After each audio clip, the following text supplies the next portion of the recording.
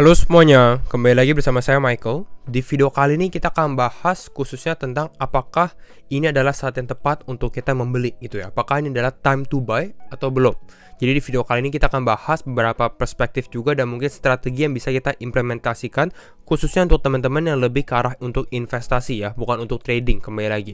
Tapi nggak apa, kita akan coba membahas hal ini bersama-sama. Jadi kalau misalnya teman-teman menemukan ilmu baru atau informasi baru, jangan lupa untuk pencet tombol like-nya ataupun subscribe kalau teman-teman yang belum subscribe. Dan sekarang kita akan langsung masuk aja ke dalam pembahasannya ya. Apakah ini adalah waktu yang tepat untuk beli? Kita update dulu market crypto untuk hari ini, dimana kita bisa dibilang sideways gitu ya, 0,93% penurunan sedikit. Bitcoin ada kenaikan sekitar 0,47%. Altcoin seperti Ethereum mengalami penurunan di 0,4%. Jadi campur-campur, ada yang naik, ada yang mengalami penurunan juga gitu ya.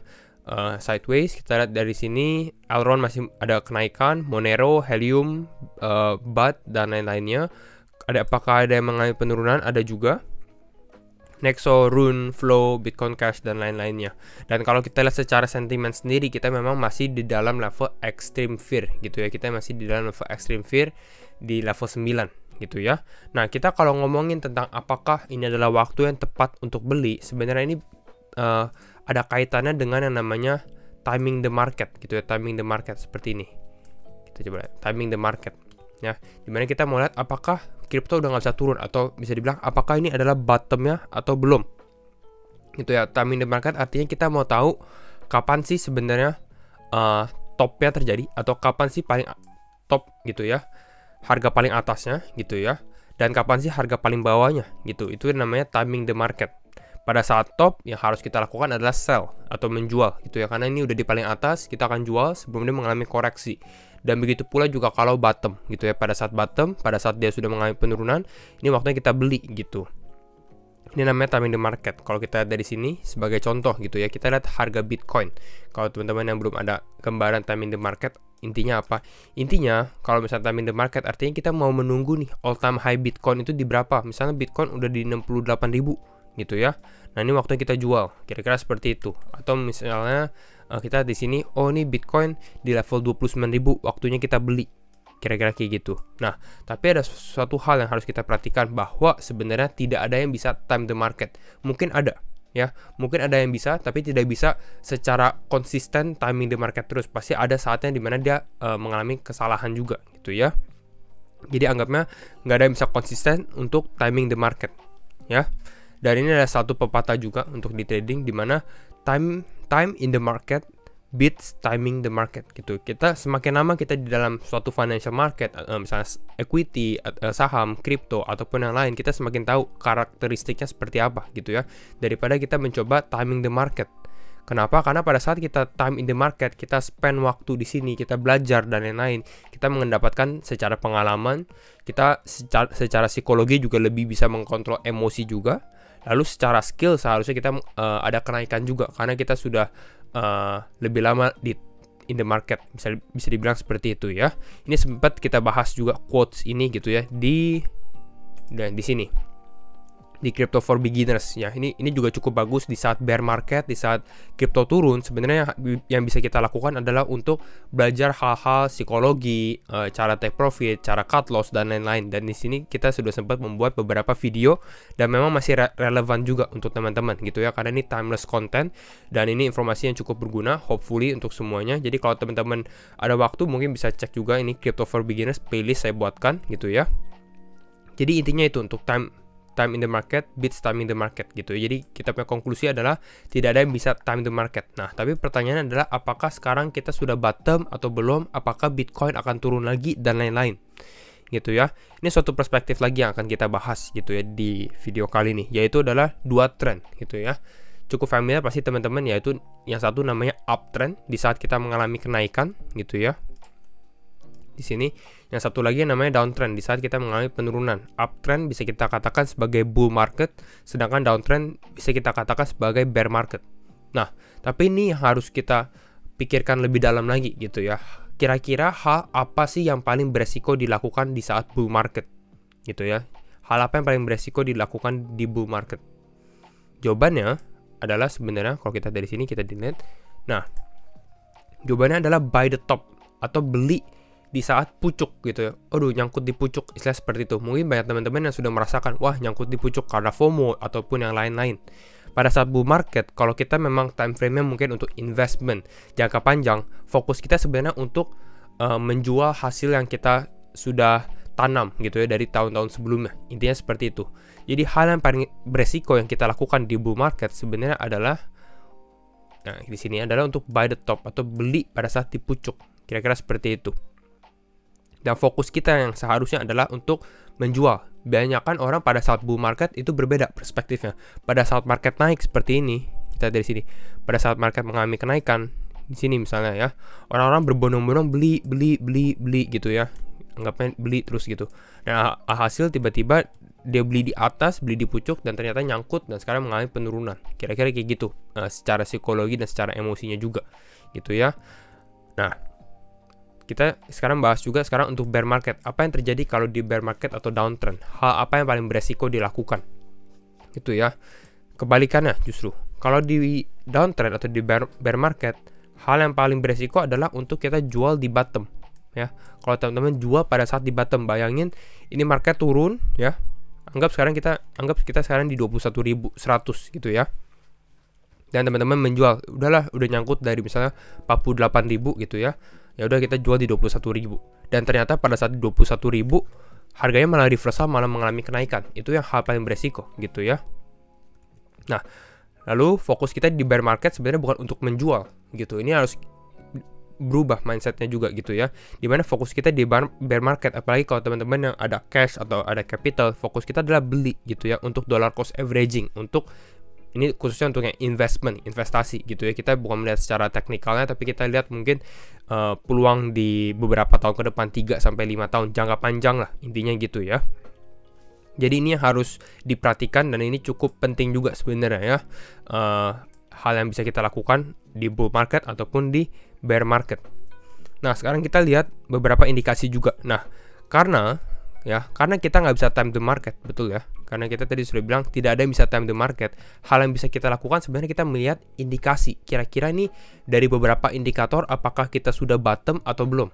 Atau dari indikator apakah kita sudah approaching the top atau paling pucuknya atau enggak gitu. Kita lihat indikator-indikatornya. Nah, kalau kita lihat dari sini, di CZ ada bilang in 2017 atau di tahun 2017 kita lihatnya, wah 20.000 untuk Bitcoin was crazy high, tinggi banget gitu ya. Nah, sekarang kalau kita lihat perspektifnya hanya dicepetin selama 4 tahun gitu ya. Langsung beda sekali. 20.000 ini kita lihatnya ini udah dalam banget, udah di bawah, kira-kira seperti itu.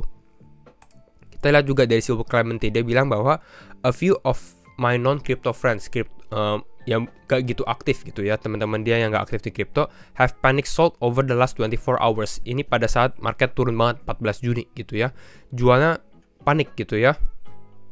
Nah, tapi at the same time, di saat yang sama juga, I now have more Bitcoin in cold storage than ever before. Jadi ini perbandingan dua orang gitu ya. Yang satu mungkin lebih ke arah panic selling ya, wah ini market akan turun lagi dan lain-lain. Yang satu lagi melihat, wah ini saat yang tepat untuk membeli gitu ya, karena banyak orang yang fearful juga. Karena kita yang sempat kita bahas di video terakhir untuk Fear and Greed Index, jarang sekali sebenarnya kita di bawah level satuan 9, 8, 7 dan lain-lainnya gitu ya secara sentimen. Dan apakah kalau misalnya kita beli sekarang ya, apakah kita beli sekarang akan langsung untung? Sebenarnya enggak. Maka ini saya ingat disclaimer on juga, bukan berarti langsung untung, tapi kalau teman-teman yang untuk investment, untuk investasi, saya rasa untuk momen sekarang, misalnya kita di level 21.000 atau di 22.000, ini masih cukup masuk akal juga untuk kita beli gitu ya, kalau misalnya untuk jangka panjang. Nanti kita akan lihat secara perbandingannya ya. Nah, kita lanjut lagi. Ini dari tweetnya Silver Clemente juga, di mana dia bahas bahwa to those waiting to try and perfectly time the exact bottom, best of luck to you seriously. Jadi dia bahas bahwa ya yang tadi kita bahas bahwa sedikit susah untuk kita time bottomnya tuh berapa sih, atau Bitcoin tuh paling bawah di harga berapa gitu ya. Dan dia bahas juga di sini bahwa nggak apa-apa kalau misalnya kita underwater ini artinya nggak apa-apa kalau misalnya kita rugi gitu ya secara short term, mungkin beberapa bulan gitu ya, kalau memang kita melihatnya ini untuk jangka panjang. Kembali lagi, by the way, ini untuk belinya lebih baik di spot bukan di futures gitu ya. Karena kalau futures ada resiko untuk likuidasi dan lain-lain gitu ya. Lalu dia lihat juga bahwa kenapa dia beli. Di sini dia ada bahas beberapa indikator yang kita bilang, dimana dari price below realized price ya. Lalu dilihat juga bahwa weekly moving average 200-nya udah kena juga yang kita sempat bahas.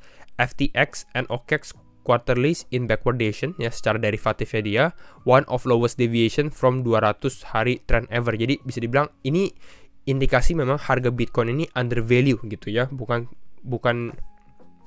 overvalue, kira-kira seperti itu. Lalu kita lihat juga dari plan B, ini sempat kita bahas juga tweetnya, di mana lebih ke arah bahwa reason atau alasan kenapa kita nggak beli sekarang memang ini adalah untuk greed, fear and greed gitu ya, kita ketakutan dan rasa tamak juga gitu ke arah psikologi. Kalau menurut si plan B dia bilang some are waiting for dark blue. Jadi memang masih ada kesempatan, mungkin Bitcoin masih bisa turun juga gitu ya ke area warna biru tua. Dan kalau warna area biru tua ini artinya bahwa ini penurunan 70% dari all time high. Dan kalau menurut hitungannya dia, kalau warna biru tua di sini gitu ya, ini berada di kisaran level $18.000. Apakah 18.000 itu akan tercapai atau tidak, hanya waktu yang menentukan. Tapi ini kita sudah sempat bilang juga bahwa 18.000 ini menjadi support yang logikal juga gitu. Karena kita lihat, kalau saya pribadi merasa bahwa level 20.000, kalau kita bikin garis di sini ya. Kita bikin garis di sini coba ya. Koordinatnya kita ganti ke 20.000.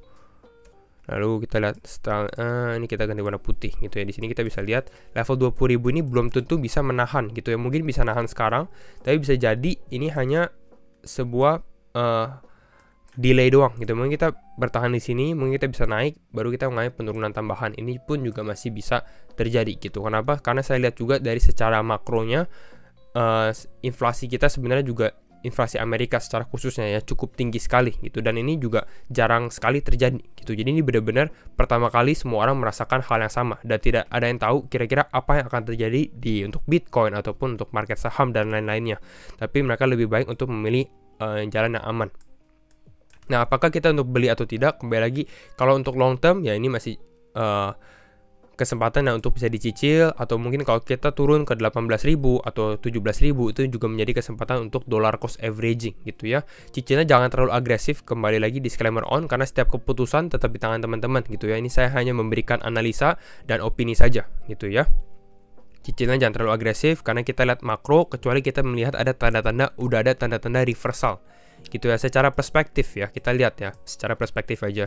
Anggap di sini 2017 bear market. Kalau misalnya kita mulai beli pada saat bear market ya, di saat penurunan ini, bear market di sini, kita beli misalnya di level sini, ternyata dia turun lagi. Pada saat turun kita mulai beli lagi. Lalu dia ada tanda-tanda reversal, kita mulai beli. Kira-kira seperti itu, dan kita hold gitu ya. Kalau teman-teman lihat secara average harganya, misalnya di sini 8.600, di sini 6.000, di sini 5.000, lalu di sini 3.000 gitu ya, 3.000.